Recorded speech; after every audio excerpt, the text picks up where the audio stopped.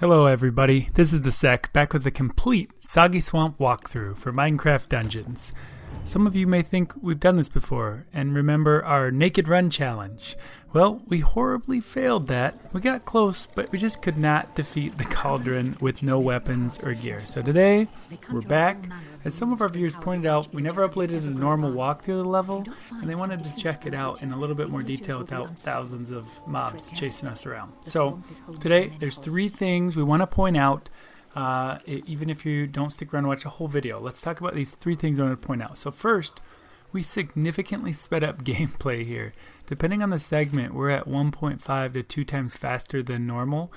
As we've been playing on multiplayer and harder difficulties for some of the other videos we've been working on, at the second or third tier of difficulty. So there's a lot more mobs, gameplay's going a lot faster.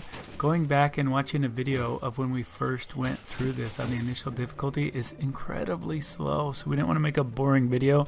It's sped up to demonstrate the mini boss battles or the final boss, the cauldron. We slowed it down so you can see it. But for the most part, we sped it up here, so no, the game doesn't play this fast. If this is the first video you're watching of us, it is sped up. So second, this is the first time we actually ran into Enderman to battle. So please check it out. If nothing else, it's a fun Easter egg, but we weren't really sure how powerful they would be. I was genuinely worried for the video that I might die from looking at them or clicking on them, similar to the regular Minecraft. But keep watching, check out the battle. Finally, this was the first level we were exposed to some of the multi-shot bows and are gently introduced to some of the more powerful artifacts that rely on gathering souls. We had no idea what to do with them when we first played through here, so for the most part, forgot all about them. But now that we've made it through the game, I was surprised at how underutilized artifacts were in this level's playthrough. So let's get started. Don't forget to subscribe. It's free. It helps us get towards that elusive 1,000 subscribers so we can start getting paid to work on this content for everyone. Likes also help to get the video to the top of people's feeds, so if you like it, definitely hit that thumbs up. Most importantly, and maybe it's unique to our channel, but hit up the comments. Our favorite part about doing these videos is engaging with the community, getting challenged to try new or ridiculous things, and to just talk about tackling challenges in these games. So let us know what's on your mind. So, as you see here, we're well into the Soggy Swamp walkthrough, and it's pretty straightforward here. So you get into the level and quickly discover there's these brews that we need to destroy. The little yellow icons on the edges of the screen point you to them. The one thing to be concerned about here is you can jump off the edges into the water, and while some of it looks completely safe to walk in like other areas, you could use up a life there. So be careful as you traverse the terrain here. There's some easy ways just to fall in, but pretty low penalty. You come right back. Depending on the difficulty, on this first tier of difficulty, it is very, very straightforward. The wolf by itself can destroy most of the mobs without any difficulty. You see there I got stuck again on an edge. I think that's just a glitch, or I did something weird, fell into a little area I wasn't supposed to be in, but I got stuck there on the edge. Don't worry about that as you play through. Also, one thing we notice here, if you see, obviously I'm playing on PC, you see that E, the potion, the healing. I mean, this is an unlimited type use thing in these levels. For whatever reason, when we first started playing this game, I was playing with both my oldest kids. We thought we only had 1 per game, so as we recorded these videos, we were saving it and hoping we'd come across food or something else. I think it was this video, actually, when we realized, oh, it recharges. What are we doing? We can start using this more. So, just fun for you. So here, we ran into Enderman. He's popping all over. We thought we were doomed, but we're like, we got to take him out. My kids were yelling and screaming, but Enderman is very defeatable. Kind of a mini-boss, but we didn't even get a good reward for it. So, fun to do, especially if you're a fan of classic Minecraft. But you don't have to. You're not missing out on any good loot here. And it's not the last time you'll run into Enderman. So the dungeon part of this level, even on harder difficulties, was pretty underwhelming.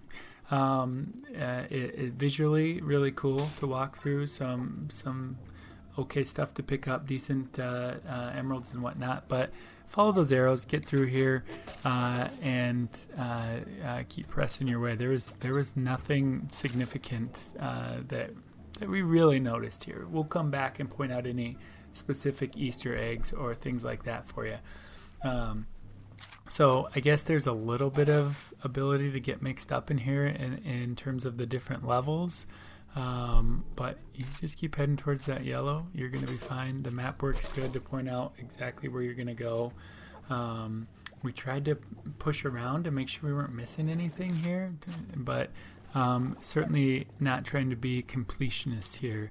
Just trying to give you a complete walkthrough, know where to go, know how to get through this level if you're struggling, or if you're just checking out the game, or maybe stalled out before playing some of these levels. It's not, the game doesn't force you to play in a linear fashion, so you could have easily kind of avoided this one. This one you can probably knock out in 20 minutes. I think if you just skip everything and go straight for knocking out the bruise, cut through the cave, and then go for the cauldron, you can probably do it in 10 or 15 minutes. Again, that depends on the level. It seems like the community is really enjoying the multiplayer here, both local and online.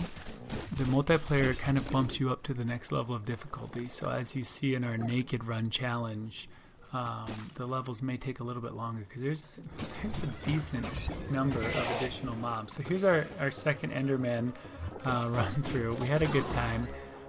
It was right next to one of those chest pigs. So we thought we missed a chest here, so we wanted to go back and double check, because we had in the Naked Run there was this chest. So yeah, we went back. We wanted to get it. We just got some daggers that were not as good as what we had, but we did notice that somewhere along the way we picked up this evocation robe, which is kind of cool, and we remembered to install the stronger scatter crossbow. So we decided to throw it on here real quick, free up some of our enchantments through salvaging and put them on the new stuff, just to make sure breezing through the rest of this level was easy. But we really wanted to use the daggers. They look cool, they're fun, but they just weren't even close to as strong as the other stuff we had. So remember, this is early game, so we moved along. We look like the wizard mouse from Fantasia, but we got what we need, and the last 5 minutes here are just us cruising through, getting to the boss, and getting what we need to do done. So the next part here, you see we kind of got a little confused. We didn't see the icon. It kept disappearing under our menu screen, but that's something my 8-year-old pointed out to me. He said, "Hey Dad, when we don't know where to go, we just go down." And I thought he was talking about altitude. I thought he was talking about getting lower, and I was like, "What are you talking about, kid?" But he's right. So if you start to get lost and can't kind of remember your next steps, that little yellow indicator, which is really good in this game about telling you where to go next, probably slid below your HUD here. So even if you can't see it clearly, just go down and it'll start to appear. It'll pan out to where you need it to go. So yeah, so you can see here, we were just exploring some of these edges of the map as we were playing with the kids. We were trying to call out to each other if we missed something, but then we got bored with the cave and decided, you know what, we got the good stuff. Let's get out of here. So we really just cruised through. You can see all these open chests we already got. So we decided, you know what, let's wrap up this video. Let's get to the boss. And it's a fun fight, especially early game. Many haven't had that gameplay yet, so we cruise through. I think we speed up here to 2x to really blast through to the end here. On the map you can see it's right around the corner there, so we want to find the cauldron. You can see we start to be a little bit more generous with our potions as well. So you see here we're really, and the kids and I, you can't really hear us, but we're laughing and enjoying that the scatter shot. And we still have not equipped some of the new artifacts we got. I think up here we realized we haven't put them on. But we're using that bone to get our wolf pet. We continuously forget to use our fireworks to get the stronger shot. But here we pick up finally the new artifact that requires us to collect souls. We didn't know what we were doing. We see these little floating blue things coming around us. I think we decided to press it early and didn't get much reward, but these are super important late game. So if you see little blue things following you and you haven't played the game, check out which artifacts you have equipped. These things are powerful, they do incredible damage, and the game is designed for you to have these. So just pay attention to that as we get into future videos. So here we made it to the corrupted cauldron. This is a cool fight, not super hard. You just have to pay attention to what's going on around you. If you avoid things that are on fire and things that are getting shot at you, pretty easy battle. So when the fire is not present, hit the cauldron. The health bar goes down pretty quickly. I get pretty low here on health, so needed a second to dodge. I think I was looking at my recharges and realizing that health isn't going to come back in time, but I leveled up as if I had a hack. My son started laughing and calling me a hack or cheat. Unfortunately, that was just dumb luck. Filled up my health, recharged everything instantly. We were good to go.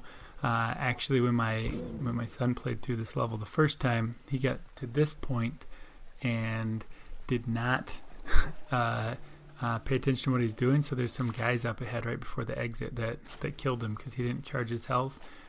He was not pumped, but definitely this harp crossbow, super cool. 5 shots, even more projectiles. It's a unique. It's pretty cool to have early on. Definitely save your enchantment points for it. It's going to help you out. Yeah, you burn through arrows at the same rate as before. I was worried about that, so we were really cautious. We took a quick look around here just to make sure we weren't leaving anything, but we'd already got everything. So this chest, my daughter was saying, Daddy, there's a chest, we got nothing for it. So if you missed that chest over there, don't worry about it. Nothing super important. So if you got that harp crossbow, you got what you need for this level. Come up here, get to the end, and that's it. Thanks everybody. Make sure to hit subscribe, like, keep those comments coming. Looking forward to hanging out. Well done.